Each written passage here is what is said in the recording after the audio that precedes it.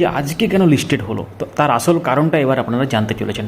আজকে মামলাটি শুনানির জন্য উঠেছিল এবং সেখানে এক্স্যাক্টলি কী হয়েছে সেই ব্যাপারটা এবার আপনারা জানতে চলেছেন। চ্যানেলটিকে সাবস্ক্রাইব করে রাখুন, তাহলে এই ধরনের আপডেটগুলো মিস করবেন না। যারা ফেসবুক থেকে দেখছেন আমাদের পেজটিকে ফলো করে রাখতে পারেন। তো আপনারা স্ক্রিনে এখন দেখতে পাচ্ছেন কেস ডিটেলস, যেটা দেখতে পাচ্ছেন এখনও 3 মে শো করছে, এটা চেঞ্জ হয়ে যাবে। এটা পরবর্তী শুনানির দিন ধার্য হয়েছে 24শে জুন, 24 জুন।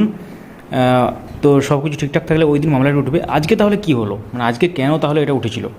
তো এক্ষেত্রে কিছু ক্যান অ্যাড হয়েছে এবং ক্যান অ্যাড হওয়ার জন্য এই মামলাটি উঠেছিল এবং সেক্ষেত্রে তেমন কিছু হয়নি আজকে আদালতে, এবং সেক্ষেত্রে কিছু ক্যান অ্যাড হয়েছে এবং যেগুলো পরবর্তী শুনানি আগে সেগুলো হলো আর কি, মানে পরবর্তী শুনানির দিন সেটা 24শে জুন সেটা ধার্য হয়েছে।